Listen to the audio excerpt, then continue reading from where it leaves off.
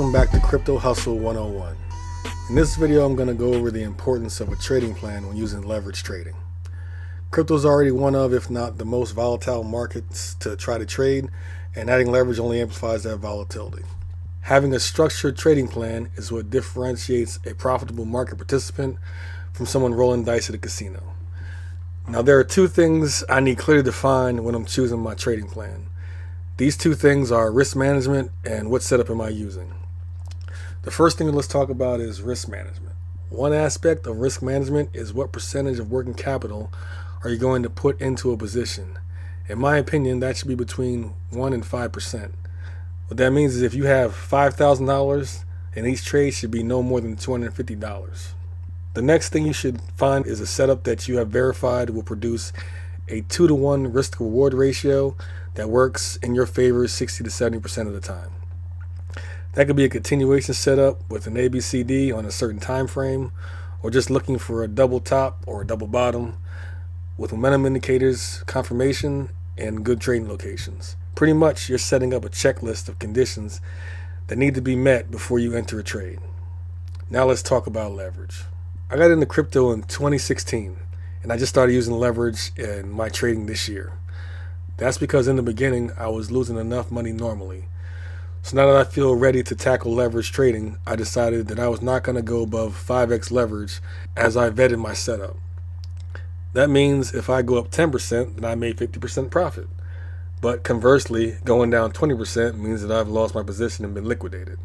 So it's like Big said, this is strictly for live men. This is not for freshmen. So by using leverage, my margin of error has gotten considerably smaller.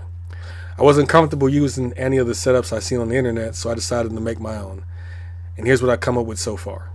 All right, so if we come over here, if we look at this situation, what we have is bearish divergence. You're having higher highs in price, but the MACD keeps going lower, lower, and lower.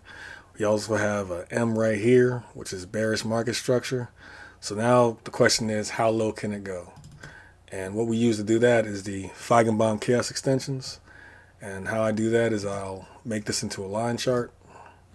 And once we passed here, that's been confirmed for me as far as the bearish structure. I just go from here to here. And from there, I'm looking at this point as a place for a price to possibly stop. So then we'll just make sure it's a 2-to-1 ratio. So we have, let's extend this out a little more so it's easier to read. All right, so right now my risk to reward is 3-to-1, 3.7 to 1. If I'm wrong, I'll lose 2%, but by 5x leverage, that's 10%. And then if I'm right, I'll get 8.69%, which by leverage is actually about over 40%. So at that point, I enter the trade and I see what happens. And as you can see, I know that this chaos extension is written correctly because I'm seeing a bounce here at the 2, comes back up. Let's turn this back into a candle chart so you can kind of see. So I was able to get this trade off. It actually worked. It actually went past it at this point right here, and I'm good. But with these chaos extensions, what it's able to do is it also tells you, all right, this is a good place to look to see if you can see a reversal. So if you look at this, we have is the opposite of over here. We have the MACD going up and confirming the bullish divergence once we come past here at this level. So at that point, let's hide this for a second. So at that point, I switch and I'm looking for the conditions for me to go long. So I already have a bullish divergence confirmed here. I got bullish market structure. So now the only question is, how high do we want to go for? Turn this into a line chart again. Set it up from here to here.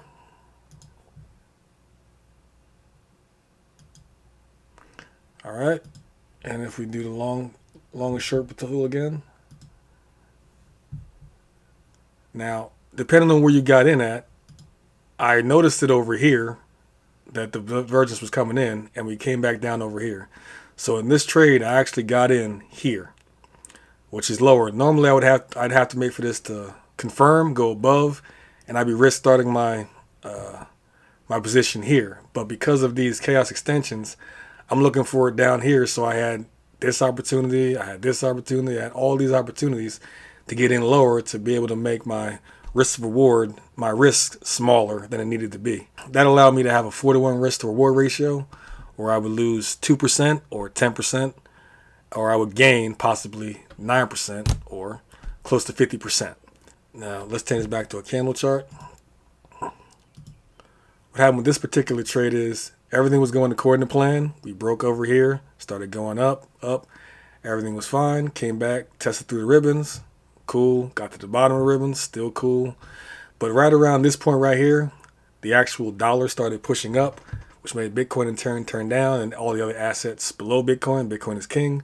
So everything else started to come down too. So at this point, I just cut my losses, and I think I only made about here. I got skittish, so I only made 35%. I didn't quite hold it. But again, what this does with the Feigenbaum Chaos extensions, if I turn this into a line chart, when I saw the weakness, I'm able to look, see, all right, if I do what I did over here, it worked over here. Let's see what happens again.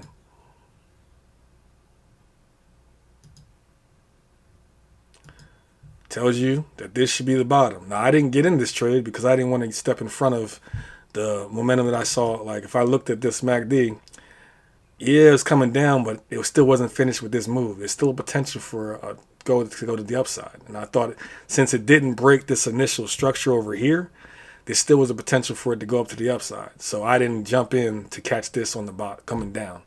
But when it did, since I was out, what I did do is I see bullish divergence coming, confirming right around the area where I want to get long from. So then I rode this up to here, which conversely is about the same point I was going to get in before. So instead of I made 35 here, and from here I got in, I'll say here. And that made me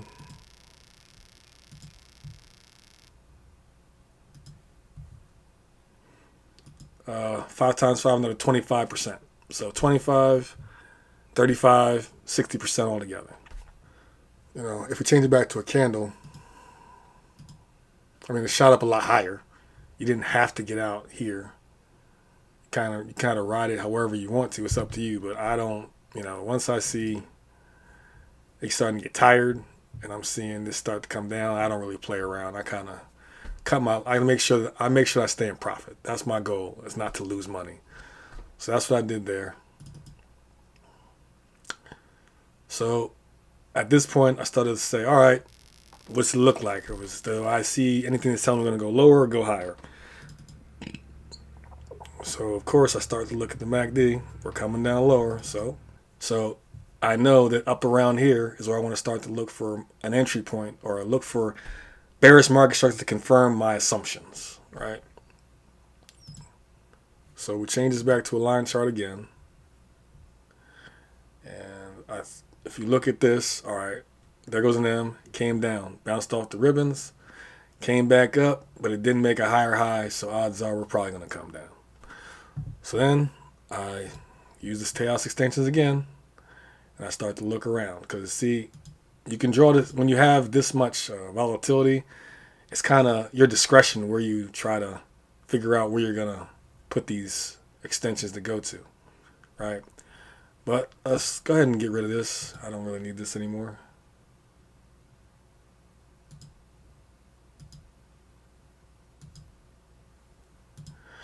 If I go to the hourly chart, if I shrink this back down, I can use my fib channels, because this is everything I just did was on a 15-minute time frame. So, and this is hourly, but I have my fib grid made off the 4-hour and the hourly. So all I do is I come back out here, get this, and I just draw a fib channel from line to line. All right, I could go here, but I got a bunch of my actions up here, so I just make it to where this line comes here. Right? Okay, and then we go back down to the 15-minute.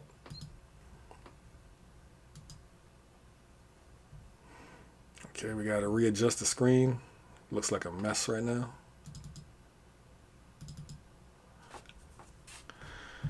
Okay, let's zoom back in.